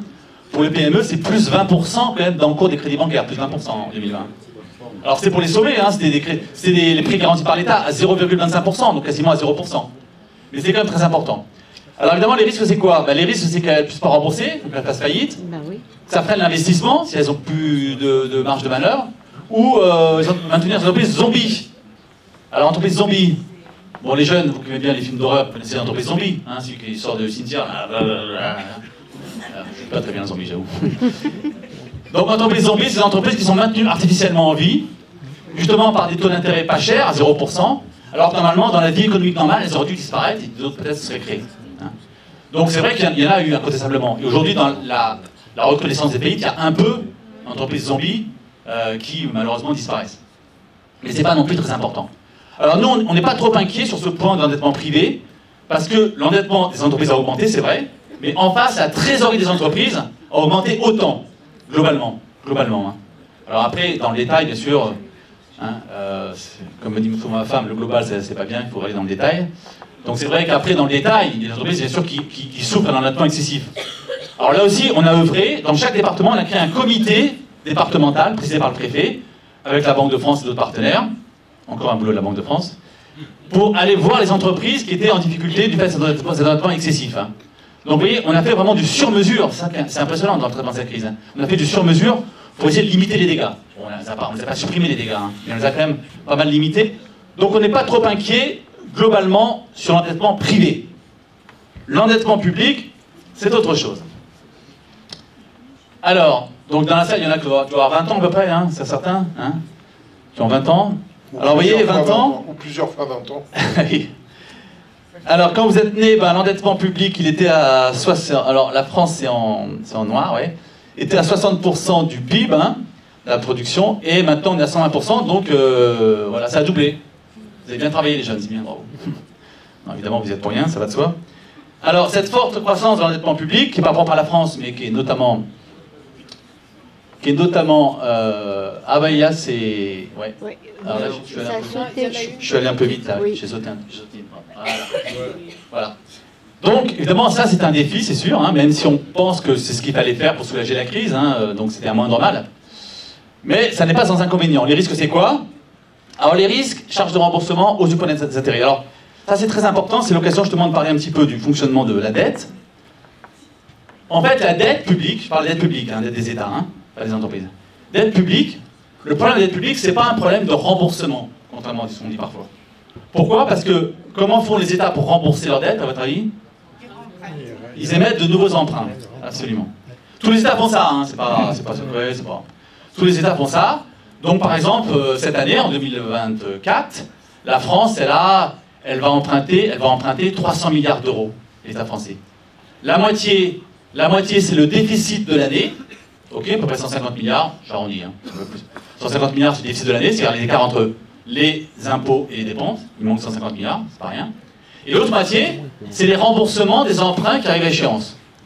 Et en ce moment, tous les ans, à peu près, il y a à peu près 150 milliards d'euros d'emprunts qui arrivent à échéance pour l'État français, donc on émet 150 milliards pour les rembourser. Donc vous allez me dire, bah, pourquoi vous nous embêtez avec cette histoire d'emprunt, donc c'est pas un problème, on émet d'emprunt, point final, quoi. Mais, bravo, mais l'important c'est les taux d'intérêt. Donc quand vous pensez dette publique, pensez pas remboursement, on s'en fout le remboursement, c'est pas un problème, on émet un nouvel emprunt. Mais pensez taux d'intérêt. Ce qui est important, c'est le taux d'intérêt. C'est très facile d'emprunter. Tout le monde peut emprunter. Vous voyez la Grèce, par exemple. Vous vous souvenez, il y a 10 ans, la Grèce a connu une très grave crise de dette publique. Et donc, on a annulé, l'État grec, hein, on a annulé, à l'époque, un tiers de la dette grecque. Un tiers. C'était une grosse somme. Hein, c'était 100 milliards d'euros, c'est équivalent à 1000 milliards pour la France. Hein. On a annulé un tiers de la dette grecque parce qu'on estimait que ne peut pas rembourser, c'est impossible. Donc, la conséquence, c'est quoi? C'est que plus personne, bien sûr, voulait prêter à la Grèce, bien sûr. Si on annule votre dette, vous particuliers c'est pareil, hein. Nous à la Banque de France, on annule des dettes hein, tous les jours hein, de particuliers. Mais la conséquence bien sûr c'est que pendant 5 ans la personne avait fiché, plus personne ne voulait prêter l'argent. Bon, c'est humain. Hein. Donc la Grèce, plus personne ne voulait prêter l'argent parce qu'on avait annulé une partie de sa dette. Bah oui et non. Il y avait quand même des fonds, ce qu'on appelle des fonds vautours, l'expression je pense est bien portée, qui voulaient bien prêter à la Grèce, après qu'on ait annulé un tiers de sa dette. À votre avis à quel taux? Combien? 20%. Plus 30%. 30%, vous êtes mort. Hein, c'est impossible. Hein. Donc ça, c'est pour dire que ce qui est important, sans emprunter, c'est facile. Vous remboursez en empruntant à nouveau. Mais à quel taux? C'est ça, l'important, c'est à quel taux vous empruntez. Et c'est là où la crédibilité du pays est très importante, parce que si vous empruntez à... Aujourd'hui, l'État français emprunte à combien aujourd'hui? À peu près. L'État français. Combien? Un peu plus. Ça, c'était quelques années. 3%. Il emprunte à 3%. Bon, 3%, on emprunte 300 milliards par an. Ça fait quand même 9 milliards d'intérêts, vous voyez, qui se rajoutent. Hein. Et le poids des intérêts, en fait, c'est un poste du budget de l'État. Comme il y a l'éducation, si on prend tous les budgets publics, on peut prendre la santé, on peut mettre les retraites, on peut mettre la culture, le sport, etc. Bon, hein, il y a des postes. Et il y a un poste intérêt sur l'aide publique. Pour donner un ordre de grandeur, le premier poste du budget de l'État, c'est l'éducation nationale. Normal. L'éducation nationale, 80 milliards d'euros. D'accord? 80 milliards d'euros. À votre avis, le poste des intérêts, aujourd'hui, c'est combien? Pour la France? 60. Combien? 60. 50. Bravo. Qui a dit 50? C'est 60. Ah oui, il connaît bien, ouais. Sauf la Banque de France. 50 milliards. Donc vous voyez qu'on est déjà aux 2 tiers du budget de l'éducation nationale. Ça veut dire quoi? Ça veut dire que si on n'avait pas de dette publique, bon, rêvons 30 secondes, hein. C'est un problème qui n'est pas que français, hein, je rappelle. Hein. Si on n'avait pas d'aide publique, donc on n'avait pas à payer 50 milliards d'intérêts chaque année à ceux qu'on prêtait à la France, eh bien, on aurait 50 milliards disponibles. 50 milliards, c'est l'équivalent des salaires des profs. Il y a sûrement des profs dans la salle. Donc si on n'avait pas d'aide publique, on pourrait doubler le salaire des profs. Bon, ça, c'est un rêve, hein, je vous rassure.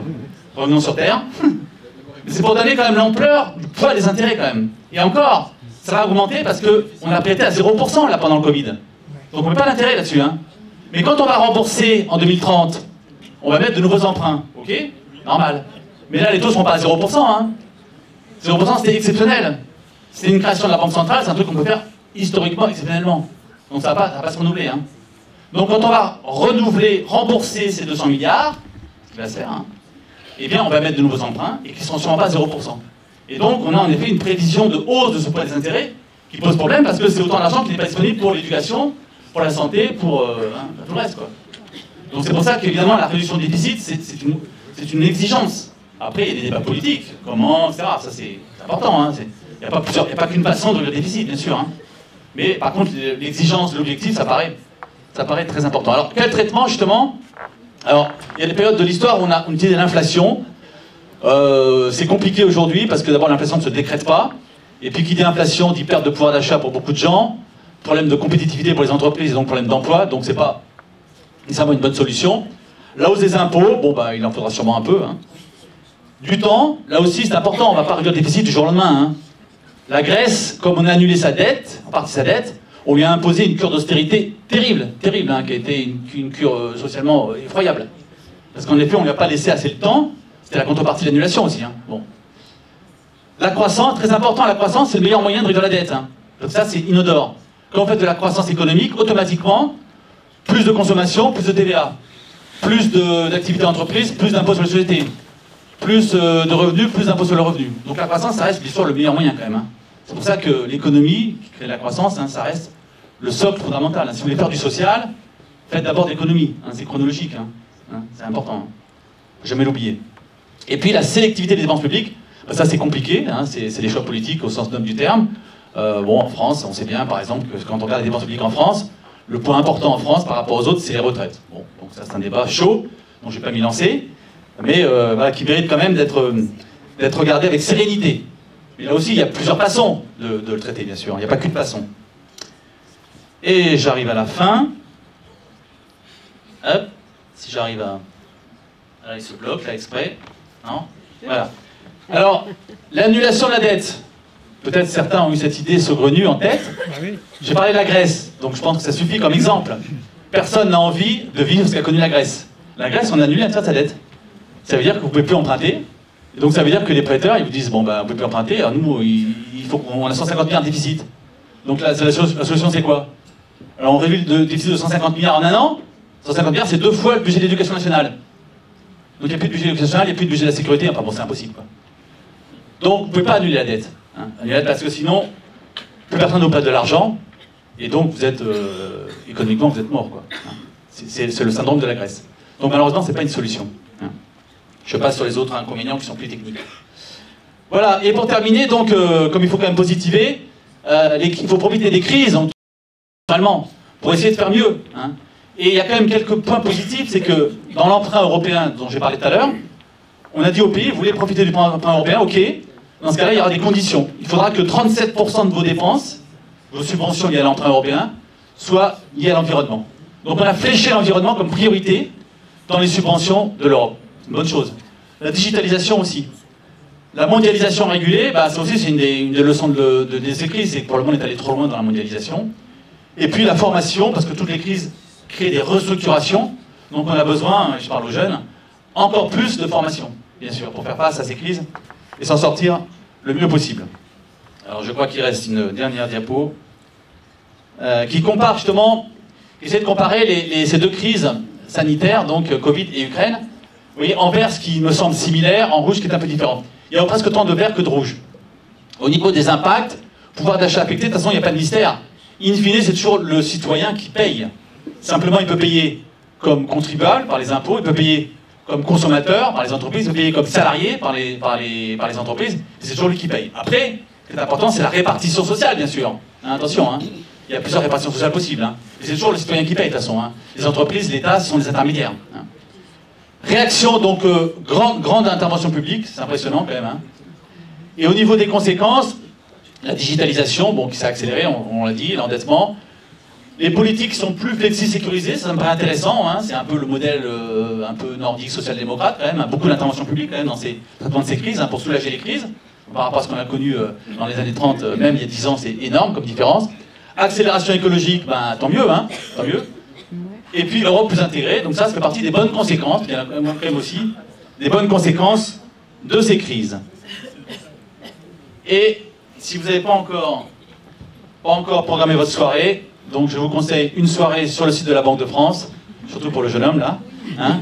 Vous allez passer une super soirée, vous allez vous éclater à regarder toutes les notes, les vidéos, comme ça que vous avez vu tout à l'heure, il y a plein de vidéos pédagogiques très très sympas de la Banque de France pour expliquer tous ces phénomènes. Merci. Merci.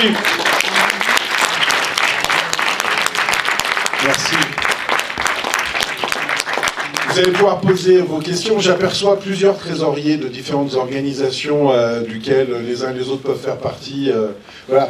Je voulais remercier aussi les deux équipes de football de la Duchère, la féminine et la masculine, qui se sont joints à nous ce soir. Merci à vous d'être venus. Je voulais remercier nos partenaires. Alors, je ne les ai pas tous identifiés dans la salle, mais notamment DigiSchool, Groupama, sans qui on ne pourrait pas faire grand-chose. Sixième Sens, Immobilier aussi, sans qui on ne pourrait rien faire. Et là, pour le coup, je voulais aussi remercier les partenaires qui permettent au club de vivre comme il le fait. Et parce que, effectivement, le financement du football, c'est aussi quelque chose d'important. Et je voulais remercier un certain nombre d'autres personnalités, Madame Bono aussi, de la mairie du 9e, qui est présente. Merci à elle, pas beaucoup d'élus qui viennent, mais on a Malika Bono qui est là, et on est très contents. Voilà, est-ce que vous avez des questions à poser? Je vais peut-être commencer par une question, puis après je vais la laisser à la salle. Lorsque vous voulez intégrer, alors c'est peut-être une question plus de la Banque Centrale Européenne, mais je suis sûr que tu as les compétences pour répondre. Lorsque vous voulez intégrer un nouveau pays à la zone euro, je vais prendre un exemple au hasard, la Bulgarie, comment est-ce que vous faites? Par exemple, comment ça marche lorsqu'on veut faire rentrer un nouveau pays dans la zone euro? Alors la zone euro, moi j'aime dire que c'est un peu comme une colocation, pour les jeunes qui sont peut-être en coloc, ou en copropriété, pour peut-être les plus anciens, plus chics. Donc si vous voulez rentrer dans une colocation, une copropriété, il y a des règles du jeu, il y a des avantages, si vous y rentrez, si vous estimez qu'il y a des avantages, mais il y a des règles du jeu. Par exemple, on ne peut pas, si vous faites une coloc, on ne peut pas prendre toute l'eau chaude le matin quand vous prenez votre douche. Bon, donc il y a des règles, donc ces règles elles consistent à un certain nombre de critères économiques. Donc c'est ce qu'on appelle les critères de convergence, je ne vais pas les détailler, mais il faut que l'économie qui veut rentrer dans la zone euro, elle soit économiquement compatible avec le reste de la zone euro. Un peu comme une coloc, il faut que votre mode de vie soit un peu compatible avec les autres. Si vous faites la fête toute la nuit et que les autres ils dorment la nuit, ça va être compliqué, quoi. Hein, c'est pareil. Donc voilà, donc la Bulgarie, elle fait partie des pays qui frappent à la porte de l'euro. La règle, c'est que tous les pays, progressivement, ils vont rentrer dans l'euro. Pour le moment, il y en a 20 sur les 27. Alors il y en a 2, la Suède et le Danemark, qui ont souhaité ne pas rentrer pour le moment. Dommage, mais bon, c'est leur choix.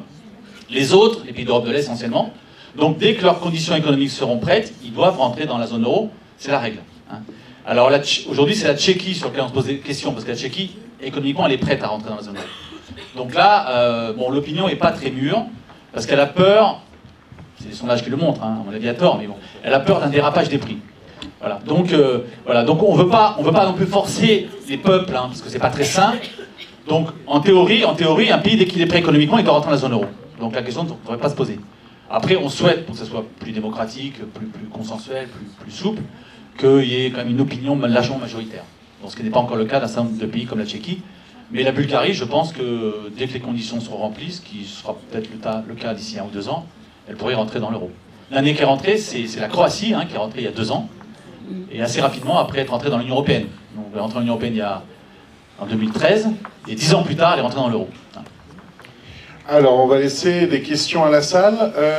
Il y avait... je crois que monsieur voulait intervenir. C'était la question. C'était cette question-là. Bah alors, Malika, vas-y, et puis après Abel, comme c'est à côté. Moi, j'aurais aimé que vous nous fassiez le lien, mais ça, c'est vraiment une question très personnelle, entre la Caisse des dépôts et consignations et la Banque de France. Alors, il n'y a pas de lien direct. La Caisse des dépôts et consignations, on peut dire que c'est une banque publique, pour faire simple. Un peu particulière, mais c'est une banque publique. Donc, elle a des attributs de banque publique.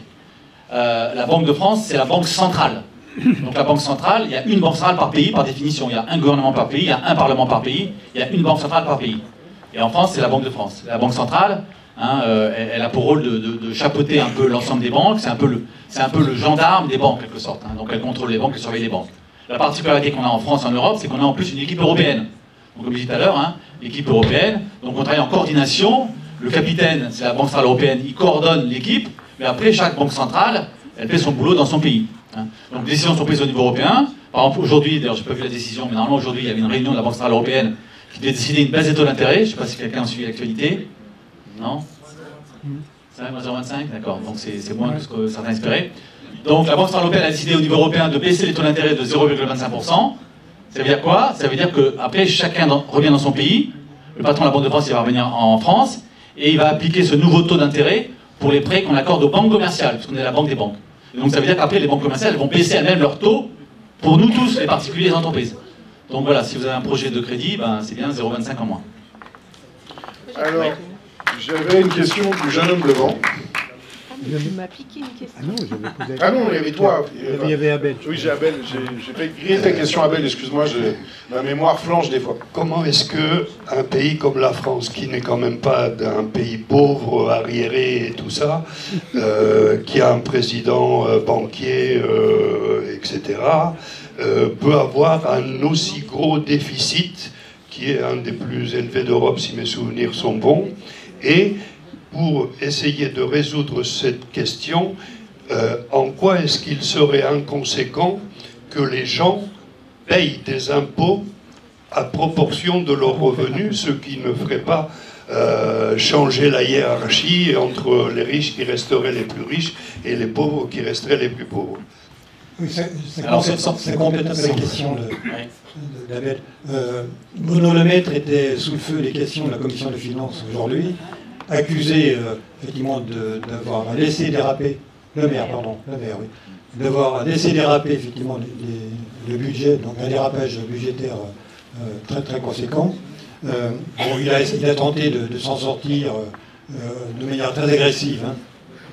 Et revenant effectivement sur le quoi qu'il en coûte, hein, je crois que c'est quand même une des raisons. Alors est-ce que c'est justement, ce qui justifie ce dérapage, est-ce que c'est l'augmentation très forte des dépenses, peut-être aussi une baisse des recettes? Est-ce que c'est ce que vous expliquez tout à l'heure dans ce jeu un petit peu d'équilibre entre les deux, qui explique effectivement ce... Alors, c'est clair qu'en France, il y a les deux. Il y a les deux. Hein. En France, alors, bon, tout le monde maintenant hurle sur l'ampleur du déficit, qui pose problème, c'est vrai. Mais en même temps, on n'entendait pas trop de voix il y a quelques années pour dire attention, on dépense trop. Hein. Donc tout le monde était bien content qu'on dépense beaucoup. Quoi qu'il en coûte, c'est vrai qu'on a beaucoup dépensé. C'était bien pour soulager la crise. Donc après, il y a ce côté dépenses publiques très importante. Et la France était plutôt plus généreuse que les pays voisins, par exemple que l'Allemagne, hein, en matière de chômage partiel, par exemple. Mais c'est vrai qu'il y a aussi des réductions d'impôts qui contribuent bien sûr au déficit, et dont on peut discuter le bien fondé, bien sûr. Alors là, il faut rappeler quand même que pour les particuliers, la principale baisse, c'est pas l'impôt sur la fortune. L'impôt sur la fortune, c'était 3 milliards. Hein. Bon, 3 milliards, c'est peut-être trop, mais c'est que 3 milliards. C'est la taxe d'habitation quand même. Hein. Taxe d'habitation, 20 milliards. Taxe d'habitation, c'est 1 000 euros de plus pour chacun des foyers présents à peu près. Hein. 1 000 euros par an quand même. Est-ce que vous êtes prêts à repayer 1 000 euros pour supprimer cette baisse d'impôt qui était probablement, c'est mon avis modeste, hein, probablement discutable. Hein. Est-ce qu'on avait les moyens de supprimer la taxe d'habitation? On peut se poser la question. Mais est-ce qu'aujourd'hui on va avoir le courage, entre guillemets, de la... Ça m'étonnerait. Alors après, les impôts. Bon, tu as raison, bien sûr, on n'échappera pas sûrement à une hausse des impôts. Il faut quand même savoir qu'en France, et tu le sais, on est déjà médaille d'or, hein, Léon Marchand des impôts quand même. Hein. Léon Marchand des impôts. Et très au-dessus de la moyenne européenne quand même. Hein. L'écart entre la moyenne européenne, c'est deux fois le budget de l'éducation nationale. Donc on est très au-dessus. Alors quand on est, tu vois, si on dit à Léon Marchand, quand même, vous pourriez vachement améliorer votre score, mais il va dire, attendez, je suis déjà médaille d'or, je ne peux améliorer, on peut toujours s'améliorer, mais honnêtement, ma marge de manœuvre n'est pas très importante. Il faut être honnête, en France, les marges de manœuvre pour augmenter les impôts sont... Elles existent, bien sûr, mais elles ne sont pas très importantes parce qu'on est déjà champion du monde, développé quand même. Hein. Donc, voilà, il faut regarder aussi les dépenses. Et les dépenses, pourquoi est-ce qu'on dépense beaucoup plus que les pays voisins? J'ai dit, il y a quand même le problème des retraites qu'il faudra un jour soulever. Hein. Ça ne valide pas les modalités des réformes qui ont été faites ces dernières années qui, à mon avis, ça n'engage que moi, étaient injustes. Ça n'engage que moi, ça. Hein. Donc, mais après, il y a plusieurs façons de travailler sur les retraites. Hein. Il y a plusieurs façons. Mais je pense qu'on n'échappera pas à ce débat, parce que les retraites, c'est 30% des dépenses publiques en France. 30%. 30%. Santé, 20%. Hors de question de baisser les dépenses de santé, hein, on va bien. Hein. Éducation, 10%. Hors de question de les baisser, au contraire, à l'époque, on n'aurait même pas les regoter tellement ils sont mal payés. Bon. Et après, on descend tout de suite à 5%. Après, c'est entre guillemets des petits montants. On peut grignoter, bien sûr, on peut toujours arriver à grignoter 2 milliards par-ci, 2 milliards par-là. Ok, mais le gros morceau des dépenses publiques, en France, c'est les retraites. Donc, par rapport aux pays voisins, bon, je suis désolé, là, il faudra quand même se poser la question pour essayer de faire une réforme, me semble-t-il, juste, hein. C'est de travailler sur la durée. Hein, ce qui avait fait la réforme de Touraine, par exemple.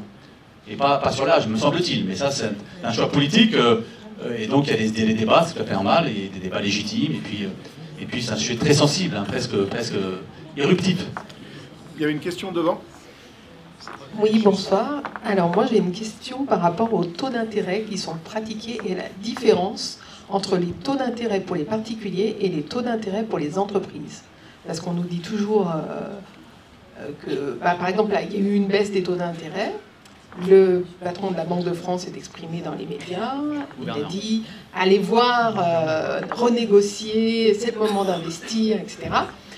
C'est peut-être vrai pour les particuliers, mais en tous les cas, les entreprises, il pouvait y avoir, moi j'ai fait une étude de près, il pouvait y avoir au moins 1 à 1,5% d'écart entre les taux annoncés pour les particuliers et les taux pratiqués pour les entreprises. Et ça, j'aimerais avoir la raison. Plus cher pour les entreprises. Ouais. Pourquoi on fait plus confiance finalement en des particuliers qu'en des entreprises, alors que les entreprises, on l'a bien dit sur toute l'exposé, c'est quand même les entreprises qui créent de la richesse et qui permettent à l'État, etc., etc. Alors, c'est compliqué de faire une moyenne, là encore, hein, je vais faire plaisir à... C'est quand même pas les moyennes, particulièrement pour les entreprises. Vous voyez, je regardais justement les stats de la Banque de France sont sortis aujourd'hui sur les taux d'intérêt des entreprises, ça tombe bien. Donc je regardais, entre les PME et les grandes entreprises, ça ne vous surprendra pas, il y a 1% d'écart. Autrement dit, de mémoire, le taux moyen des prêts, c'est en octobre, hein, aux PME, c'est 4,5%, et le taux moyen des grandes entreprises, c'est 3,5%. Mais c'est un taux moyen, donc là aussi, il y a de très grandes différences, bien sûr.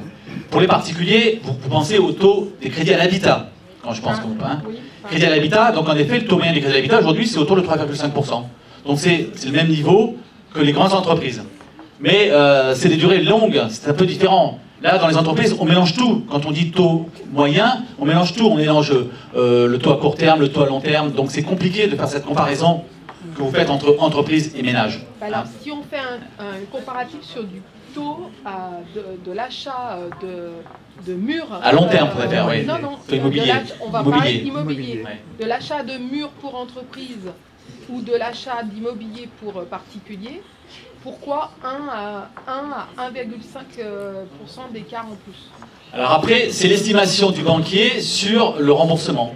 Donc ça, après, tous les cas sont particuliers, mais pour un particulier, bon, il va regarder évidemment les revenus pour voir s'il peut rembourser sa mensualité. Donc si son revenu est suffisant, il va dire ok, il n'y a pas de raison qu'il ne puisse pas rembourser. Pour une entreprise, c'est plus compliqué. L'entreprise, elle peut disparaître du jour au lendemain. Le particulier, bon, il ne va pas disparaître. Enfin, s'il meurt, malheureusement, il y a l'assurance, bon, il y a d'autres choses. Donc l'entreprise, elle peut disparaître. Les PME, malheureusement, on le sait tous, une PME, en 2 ans, elle peut disparaître. Et si elle disparaît, le banquier, il perd tous ses billes. Il n'a aucun moyen de récupérer son argent parce qu'il ne sera pas le créancier prioritaire.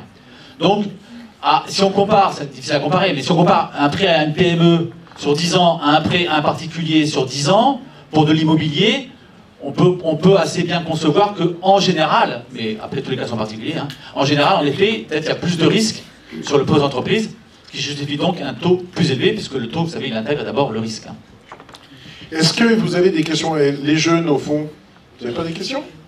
Les jeunes, on a le droit d'avoir l'accent lyonnais, messieurs. Allez, un jeune.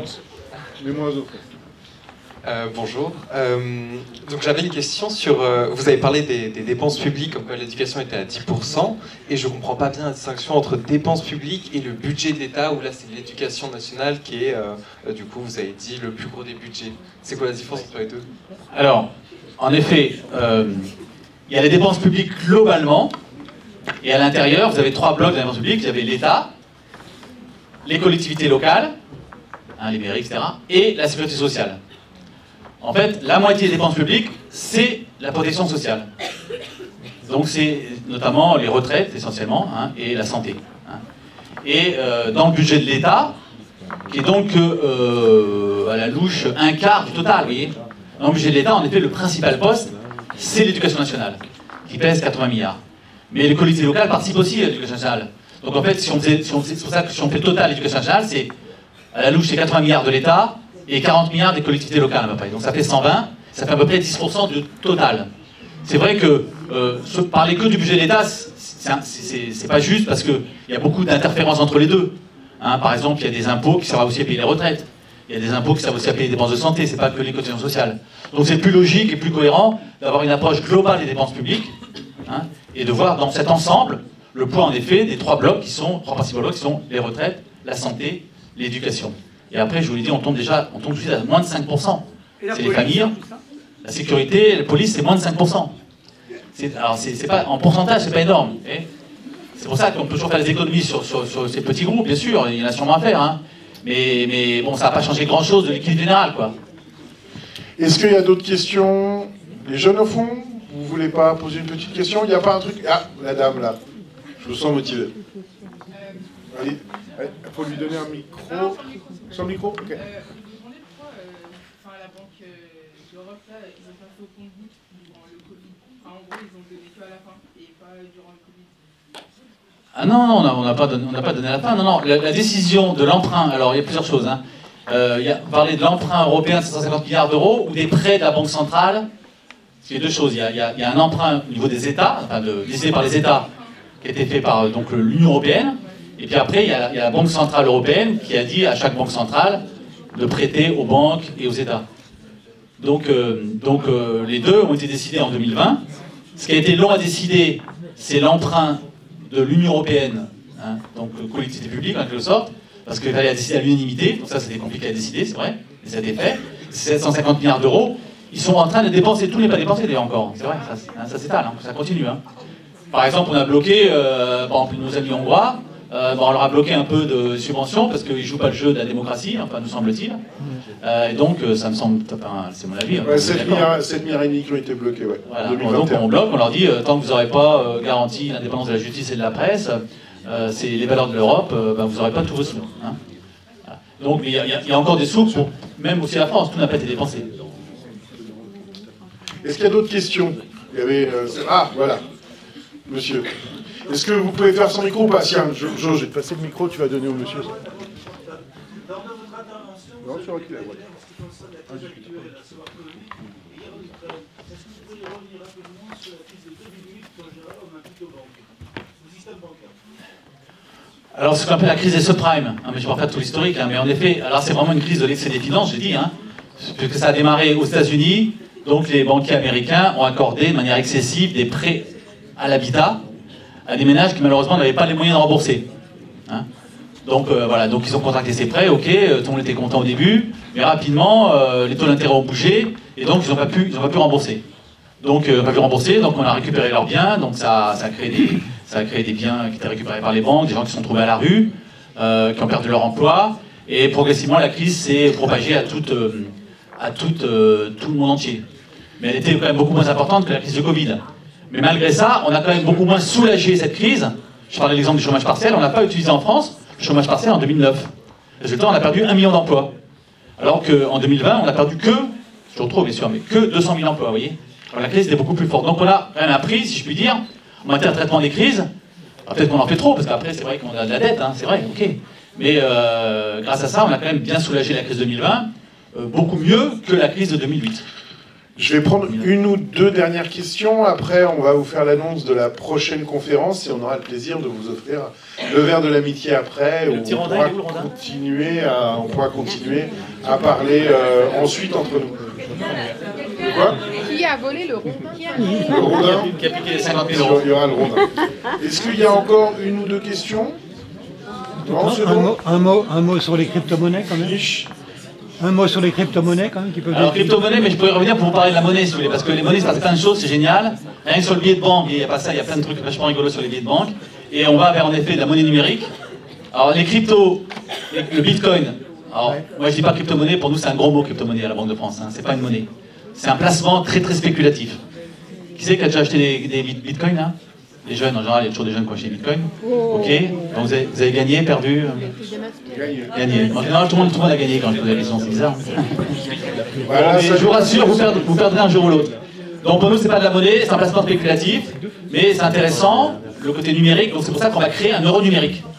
Pour justement éviter qu'on s'utilise ces fausses monnaies qui nous paraissent dangereuses. Et la monnaie, c'est pas un truc privé, quoi. Donc il n'est pas question que la monnaie soit oblige à des règles privées. La monnaie, c'est un bien public. Alors, Jean-Christophe, tu vas nous annoncer la prochaine UOD. Merci déjà, Nicolas.